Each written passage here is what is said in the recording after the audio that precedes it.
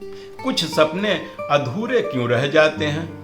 क्या हमारी मेहनत में, हमारे लगन में कोई कमी रह जाती है, या हम किसी अदृश्य योजना के हिस्से बने रहते हैं और फेल हो जाते हैं? डेस्टिनी कहीं और ले जाना चाहती है और हम कहीं और के रास्ते निकले रहते हैं। सीधी रेखा की तरह हम अपनी जिंदगी को देखते हैं, सपने, मेहनत और सफलता, लेकिन जिंदगी इतनी सीधी होती नहीं है। कभी कभी तो ऐसे मोड़ पे ला के खड़ी कर देती है जहां धुंध के अलावे कुछ दिखता ही नहीं है। नमस्कार, मैं गजेंद्र, अंतर यात्रा के आज की प्रस्तुति में आपका स्वागत है। और आज इस वीडियो में हम बात करेंगे सपनों के, अधूरे, पूरे, कुछ कहे कुछ अनकहे। चलिए विस्तार से समझते हैं। मनोविज्ञान कहता है कि जब कोई सपना अधूरा ही छूट जाता है तो हमारा मस्तिष्क उसे अपूर्ण चक्र, ओपन लूप की तरह दर्ज कर लेता है। यह ज़ैगार्निक इफेक्ट कहलाता है, यानी अधूरे कार्य और अधूरी चाहतें हमारे दिमाग में पूरे हुए कामों से अधिक गूंज, रेजोनेंस छोड़ जाती है। इसका असर केवल भावनाओं पर नहीं बल्कि पूरे हार्मोनल सिस्टम पे भी दिखता है। सपना टूटने के बाद कोर्टिसोल का लेवल इतना ऊंचा बढ़ जाता है जो शरीर को खतरे की स्थिति में ला खड़ा कर देता है। हमें बेचैनी, उदासी, गुस्सा और कभी कभी तो डिप्रेशन जैसा भी महसूस होने लगता है। टीन एज के अपरिपक्व मन तो इतने टूट जाते हैं कि कुछ भी अप्रिय कर बैठते हैं और सारी जिंदगी माता पिता अफसोस और आंसुओं में डूबे रहते हैं। भारतीय दर्शन कहता है कि जो पूर्ण नहीं हुआ वह अपूर्ण नहीं है, वह एक और यात्रा का आरंभ है। परिपक्व मन इसी स्टेज को रीफ्रेमिंग स्टेज के रूप में यूज करता है और सफलता की एक नई कहानी गढ़ बैठता है। गीता का संदेश है कि कर्म करो पर फल पर अधिकार तुम्हारा तो है ही नहीं। यह केवल त्याग का उपदेश नहीं है बल्कि एक गहरी मनोवैज्ञानिक रणनीति है जो हमें परिणाम के आघात से बचाती है। कभी कभी हमारे सपने हमारी आत्मा की वास्तविक यात्रा से मेल नहीं खाते हैं। कर्मों का अदृश्य ताना बाना हमें उस रास्ते से हटा देता है जहां हमारी ऊर्जा व्यर्थ होने वाली थी और हम उस दिशा में मोड़ लेते हैं जहां हमें योगदान देने के लिए डेस्टिनी ने चुना था, आत्मा ने तय किया था। एग्जिस्टेंशियल फिलॉसफी में जीन पॉल सार्त्रा कहते हैं कि मनुष्य वही है जो वह अपने अधूरेपन के साथ करता है। अधूरे सपने एक खाली जगह छोड़ जाते हैं और यही खाली जगह रचनात्मकता को जन्म देती है।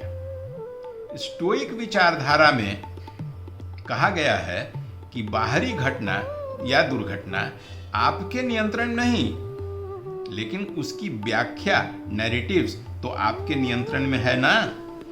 अगर टूटन को अंत मान लेते हैं तो वहीं रुक जाएंगे, समाप्त। लेकिन अगर इस टूटन को हम संकेत मानेंगे तो एक दूसरी और गहरी और पर्पसफुल यात्रा की शुरुआत हो जाएगी। श्री एपीजे अब्दुल कलाम साहब का एयरफोर्स में पायलट बनने का सपना टूट गया।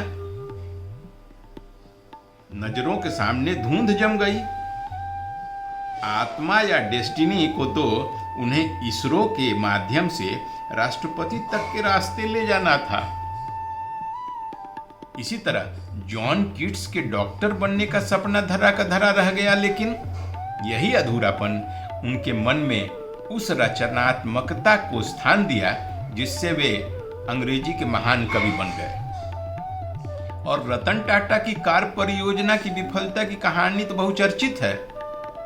जब लखटकिया कार की विफलता ने रतन टाटा के सपने को चकनाचूर किया था, लेकिन वही तो वो पल था जब उन्होंने रिफ्रेमिंग किया और जैगुआर और लैंड रोवर डील को क्लिंच कर दी। तो आपके भी और आपके बच्चों के भी सपनों को अगर कहीं डेंट लग जाए, खालीपन उभर आए, धुंध ही धुंध नजर आने लगे, तो कुर्सी की पेटी कस के बांध लीजिए। समय आ गया है रिफ्रेमिंग का। हवाई जहाज को दूसरी दिशा में मोड़ने की तैयारी करें। कैसे करें रिफ्रेमिंग? रिक्त स्थानों की भरपाई। व्यवहारिक पुनर्निर्माण नई शुरुआत के लिए 5 तरीके सुझा रहा हूं मित्रों। पहला, भावना को स्वीकारें। टूटन को स्वीकार कर लें, तुरंत देर न करें। देर से प्रतिरोध यानी फ्रिक्शन बनता रहता है। खुद को यह समझा लें, मान लें, अपने आप को यह समझ लेने दें कि आपको चोट लग गई है और इस फेलियर को तुरंत स्वीकार करें। दूसरा स्टेप, अर्थ शीघ्र बदलें। रिफ्रेम सुन, खुद से पूछें कि यदि यह फेलियर नहीं आती तो क्या आज मैं लक्ष्य पर पहुंच गया रहता?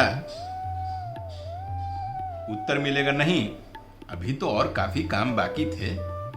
तो जब काम उधर के बाकी थे ही, तो नई दिशा में क्यों ना काम करें? तीसरा, नई ऊर्जा, नई राह की पहचान करें। अधूरेपन से जो स्थान खाली हुई है, उसे किस नई कौशल, अध्ययन या अनुभव से सजाई जाए। अपने ही अंदर झांक कर अपनी ही रुचियों में से कोई एक रंग ढूंढ लें। और चौथा, छोटे छोटे लक्ष्य बनाएं। इस नए रंग से, नए जॉनर से, नए दिशा में सपनों को फिर से गढ़ें। बड़े पहाड़ जैसे नहीं, बड़े पहाड़ के छोटे छोटे पड़ावों जैसे। पांचवा, और जो आपने सीखा है ना, उसे लिख लें। जीवन हर पल संघर्ष है, क्या बार बार लिखेंगे सीखेंगे? एक बार सीख लिए, लिख लिए, तो जो अनुभव है वो दोहराया जा सकेगा। फिर नई रचनाएं गढ़ी जा सकेगी। तो आपका भी यदि कोई सपना अधूरा कहीं पड़ा है तो ढूंढिए ना। बीज भी तो मिट्टी के नीचे अंधेरे में ही अंकुरित होता है। हो सकता है यह अंधेरा उस नई सुबह के पहले वाला समय हो, जब आप एक और बड़े और सही सपने की ओर बढ़ेंगे। क्योंकि अधूरापन ईश्वर का संकेत है, ब्रह्म मुहूर्त है। आने वाली सुबह का कहानी अभी बाकी है दोस्त।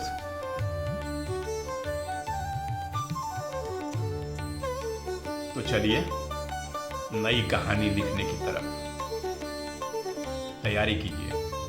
आज के लिए इतना ही मित्रों। अगली प्रस्तुति में मैं फिर मिलूंगा आपसे एक आपकी नए मनोवृत्ति के साथ। तब तक के लिए नमस्कार। जुटे रहिए और जोड़ते जरूर रहिए।